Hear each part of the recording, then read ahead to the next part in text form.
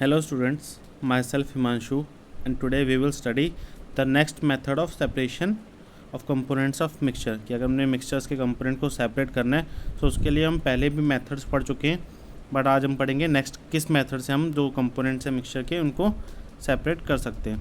So today we will study how can we separate the mixture of salt and camphor कि अगर हमने salt और camphor के जो मिक्सचर है उसको अलग करना है तो हम उसको कैसे कर सकते हैं. सो we have learned in chapter 1 that camphor changes directly from solid to gaseous state on heating कि अगर आपको जो कैम्फर उसको चेंज करना है तो आप उसको जब हीट करते हो तो डायरेक्टली सॉलिड से गैसेस फेज में चेंज होता है, और ये जो चेंज हो रहा है इस प्रोसेस को आप क्या बोलते हो, सब्लिमेशन. सो अगर हमने किसी ऐसे मिक्सचर को चेंज करना है या कह सकते हो सेपरेट करना है जिसमें एक मटेरियल जो है वो सब्लाइम होता हो और सेकंड जो है वो सब्लाइम ना होता, इट मीन्स ऐसा एक मटेरियल हो जो कि डायरेक्टली सॉलिड से गैसेस फेज में चेंज हो और एक ऐसा हो कि जो सॉलिड से गैसेस फेज में डायरेक्टली चेंज ना होता हो, तो उस मिक्सचर को सेपरेट करने के लिए जो हम प्रोसेस यूज़ करते हैं उसको बोलते हैं सब्लिमेशन. ठीक. So some examples of solid which sublimes are ammonium chloride, naphthalene and anthracene. So कुछ ऐसे एग्जांपल्स हैं जो कि डायरेक्ट सब्लाइम होते हैं. मतलब अगर कुछ ऐसा मिक्सचर है जिसमें अमोनियम क्लोराइड प्लस एक ऐसा कंपोनेंट है जो सब्लाइम नहीं होता, सो आप उसको सेपरेट करने के लिए सब्लिमेशन प्रोसेस यूज़ कर सकते हो. ठीक. नीचे आप एक डायग्राम देख सकते हो कि इसमें क्या है कि एक चाइना डिश है जिसमें एक कैम्फर और सॉल्ट का मिक्सचर लिया है. जब हम इसको नीचे से हीट अप करते हैं तो उसके ऊपर एक फनल लगा रखी है इन्वर्टेड फॉर्म में, उल्टी करके एक फनल लगाई है जिसके टॉप को कॉटन प्लग से बंद किया हुआ है. तो जब हम इसको हीट करते हैं तो क्या होता है, ये जो मिक्सचर है कैम्फर और सॉल्ट का, सो इसमें जो सॉल्ट है कैम्फर जो है वो हीटअप होने के बाद क्या होता है, इवेपोरेट होता है या गैसेस फेज में चेंज होता है और जो फनल लगी है उसके वॉल्स पे स्टिक हो जाता है, चिपक जाता है जाके. ठीक. तो सारा कैम्फर जो है वो सब्लाइम हो गया और जो नीचे प्लेट है चाइना डिश है उसमें क्या बचा, सिर्फ सॉल्ट बचा. सो ऐसे आप जो सेपरेटिंग फनल है उसको सेपरेट करके अलग करके वहाँ से कैम्फर जो है उसको दोबारा कंडेंस करके सॉलिडिफाई कर सकते हो और आपको चाइना डिश में सिर्फ सॉल्ट मिल जाएगा. ठीक. सो इस मेथड से, सब्लिमेशन मेथड से आप सॉल्ट और कैम्फर के मिक्सचर को अलग अलग कर सकते हो. Okay.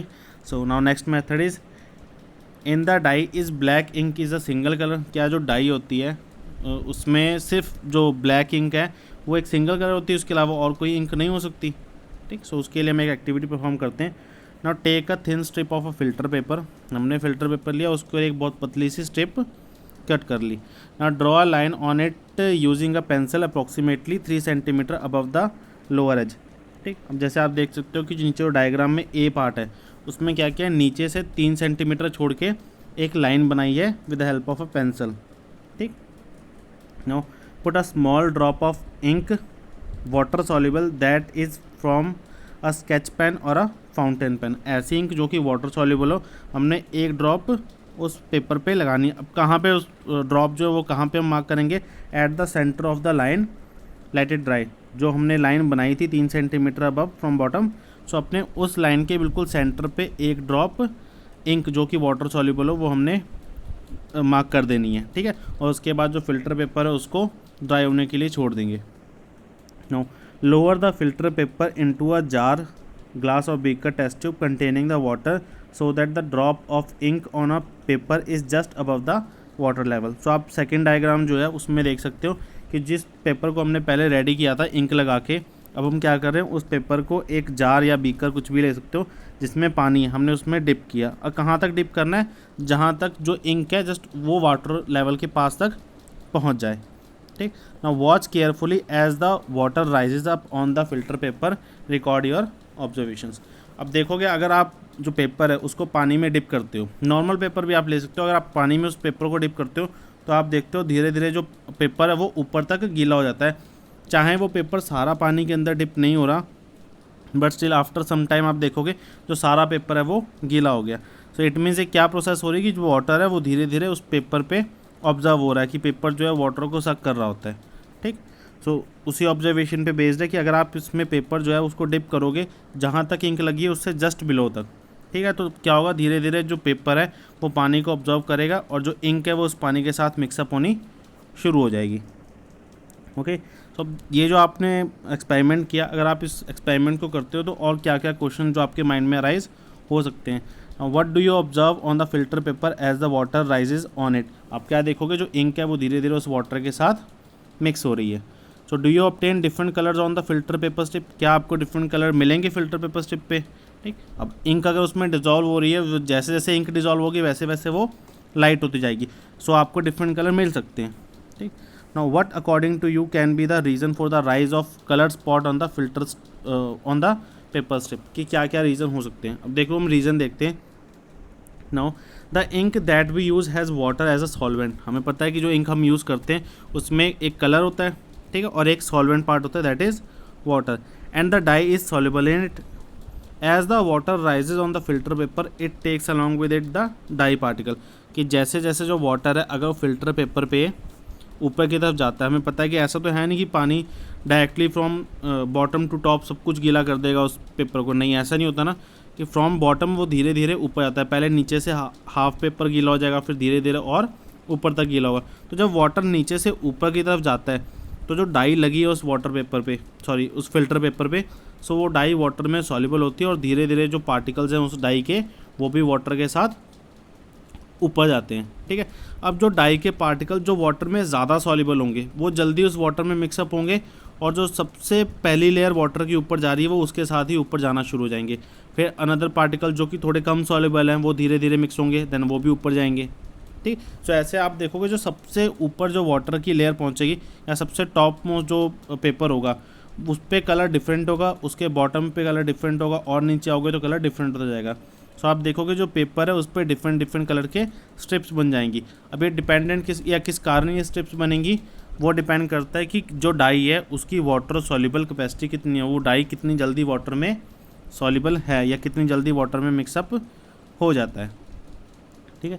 So usually a dye is a mixture of 2 or more colour, जो हमने पहले क्वेश्चन यही था कि क्या जो डाई है वो सिंगल कलर की होती है, सो नहीं, डाई सिंगल कलर की नहीं होती।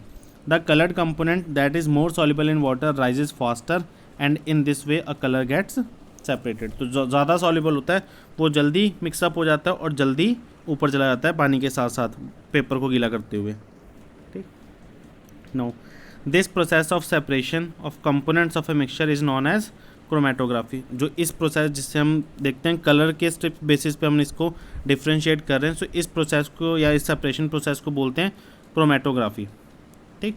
अब ये जो क्रोमा वर्ड है ये ग्रीक लैंग्वेज का वर्ड है जिसका मतलब होता है colour. So this technique was firstly use for the separation of colours, इस टेक्निक को हम कलर सेपरेट करने के लिए यूज़ करते थे, ठीक है। बट अब डिफरेंट डिफरेंट जगह पे भी ये टेक्निक यूज़ होती है। तो इसकी एप्लीकेशंस क्या हैं, कहाँ कहाँ पे यूज़ हो सकती है ये। So first is to separate a colour in a dye, जिस प्रोसेस से अभी हमने इसमें डाई में कलर को सेपरेट किया, ठीक। Now pigments from the natural colour, जो नेचुरल कलर्स होते हैं उसमें से पिगमेंट्स सेपरेट करने के लिए, ठीक। And third one is drugs from blood, कि ब्लड्स में जो ड्रग्स होते हैं आप देखते हो कि ब्लड रिपोर्ट आती है ना कि इसने ड्रग्स इंटेक किए थे या नहीं इंटेक किए थे, तो कैसे हम उसको सेपरेट कर रहे हैं, वो by the process of chromatography. हम उससे चेक करते हैं कि इसके ब्लड में ड्रग्स मिक्स हैं या नहीं है, okay. So now next topic is how can we separate a mixture of 2 miscible liquid, ठीक है। अब हमने लास्ट लेक्चर में पढ़ा था कि how can we separate the mixtures of 2 immiscible liquid, ठीक है, कि जो लिक्विड्स आपस में मिक्स नहीं होते उसको हम कैसे सेपरेट कर सकते थे, ठीक है। बट अब हम पढ़ेंगे कि अगर 2 लिक्विड दैट जो मिक्सिबल हैं में जो मिक्स हो जाएंगे एक दूसरे में, उनको आप कैसे सेपरेट करोगे, ठीक। सो इसके लिए एक्टिविटी है, क्या एक्टिविटी इसमें, let us try to separate the acetone and water from their mixture, कि आपने एक मिक्सचर ले लिया एसीटोन और वाटर का और अब आप उसको सेपरेट कर रहे हो। Now take the mixture in a distillation flask, fit it with a thermometer. अगर आप नीचे डायग्राम में देखोगे तो आपने क्या किया है, एक फ्लास्क में क्या लिया है, डिस्टिलेशन फ्लास्क में लिया है मिक्सचर दोनों का, एसीटोन और वाटर का, और उसके साथ एक थर्मामीटर फिट किया है। Now arrange the operators as shown in figure, वो आप नीचे देख सकते हो कि कैसे प्रॉपर जो ऑपरेटर्स है उसको आपने कैसे करना है, अरेंज कैसे करना है। Now heat the mixture slowly keeping a close watch at a thermometer, तो आपने क्या करना है, उस मिक्सचर को धीरे धीरे हीटअप करना शुरू करना है और बहुत प्रिसाइसली ऑब्जर्व करना है कि जो थर्मामीटर है उसमें टेम्परेचर कितना बढ़ गया या कितनी स्पीड से बढ़ रहा है। Now the acetone vaporise condense in the condenser and can be collected from the condenser outlet. So आप देख सकते हो कि डिस्टिलेशन फ्लास्क के बाद आपको एक कंडेंसर आउटलेट दी हुई है कि जिसमें से जो एसीटोन है वो आप कंडेंस करके अलग एक बीकर में कलेक्ट कर सकते हो। अब एक कंडेंसर का काम क्या है, जो कंडेंसर आउटलेट है इसका काम क्या होता है? देखो, जब आप हीट करोगे तो जो एसीटोन है, हमें पता है एसीटोन वाटर से जल्दी इवेपोरेट हो जाता है। आपने लास्ट चैप्टर में पढ़ा था कि जो एसीटोन है वो नेचर से या कह सकते हो एनवायरनमेंट से हीट गेन करके फटाफट से इवेपोरेट हो जाता है। इवन आपके पाम पे रखोगे एसीटोन तो आप वहाँ से भी वो इवेपोरेट हो जाएगा। ठीक, तो आप देखते हो अगर आप थोड़ा सा भी हीट करोगे जो एसीटोन है वो क्या करेगा, इवेपोरेट हो जाएगा। अब बिकॉज ऑफ वो लिक्विड पार्ट था गैसेस फेज में चेंज हो गया, तो अगर हमने वापस उसको लिक्विड फेज में लाना है तो उसको क्या करना पड़ेगा, हमें ठंडा करना पड़ेगा। सो दैट्स वाई ये आगे जो कंडेंसर यूनिट लगा है वो क्या करता है, जो इवेपोरेट हुआ एसीटोन है वो उसको कंडेंस करके एक बीकर में कलेक्ट करने में हेल्प करता है। ठीक है, सो कंडेंसर यूनिट का वो पार्ट है यहाँ पे। Now water is left behind in the distillation flask. So अब जो डिस्टिलेशन फ्लास्क जिसको आप हीट अप कर रहे थे, जब सारा एसीटोन इवेपोरेट हो जाएगा तो बाद में जो सिर्फ रिमेनिंग पार्ट बचेगा उस फ्लास्क में वो क्या बचेगा, वाटर।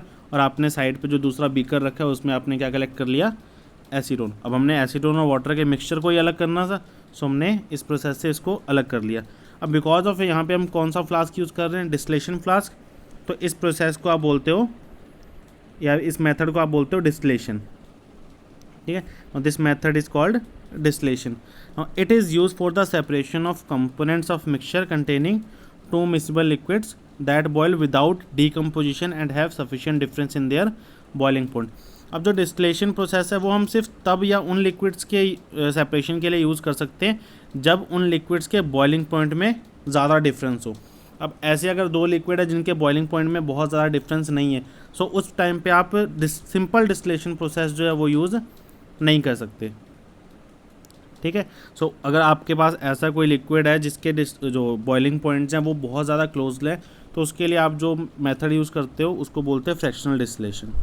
ठीक, now to separate a mixture of two or more miscible liquids for which the difference in boiling point is less than 25 kelvin, fractional distillation process is use. ठीक है, सो उस टाइम पे जो हम प्रोसेस यूज़ करते हैं उसको बोलते हैं फ्रैक्शनल डिस्टिलेशन।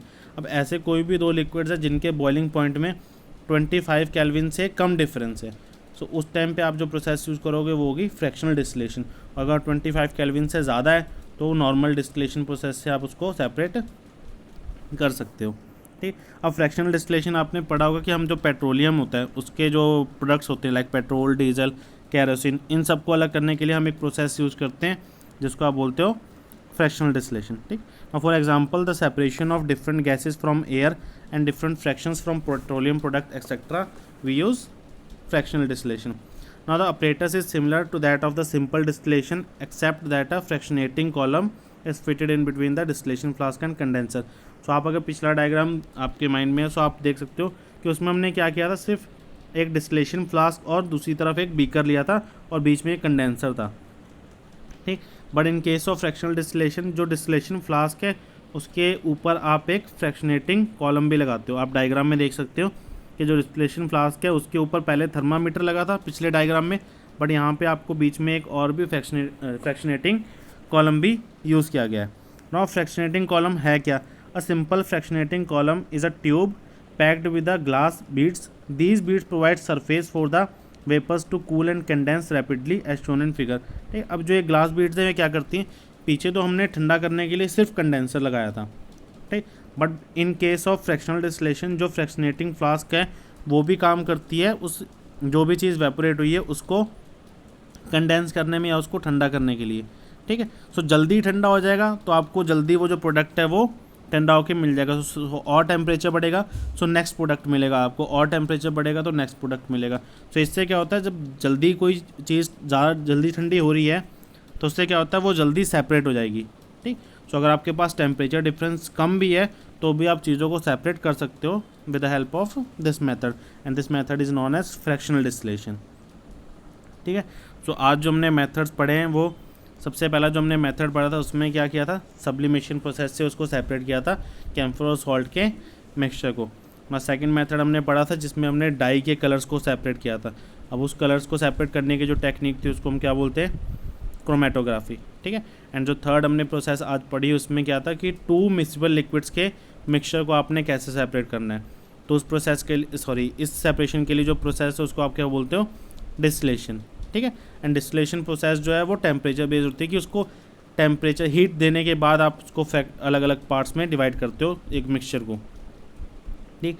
देन उसके आगे अगर तो मिक्सचर का जो टेम्परेचर डिफरेंस है वो बहुत ज़्यादा नहीं है तो तब आप कौन सी प्रोसेस यूज़ करते हो, फ्रैक्शनल डिस्टिलेशन, ठीक है। एंड फ्रैक्शनल डिस्टिलेशन और डिस्टिलेशन प्रोसेस है, इसके डायग्राम इंपॉर्टेंट है, आप इसके डायग्राम ज़रूर ध्यान रखो कि फ्रैक्शनल डिस्टिलेशन और डिस्टिलेशन प्रोसेस का जो डायग्राम है इनमें डिफरेंस क्या है, या जो इनका अपरेटस है, ठीक है, इसमें डिफरेंस क्या है, ठीक। सो आज के लिए इतना, बाकी हम जो रिमेनिंग पार्ट है वो नेक्स्ट लेक्चर में पढ़ेंगे। So thank you students.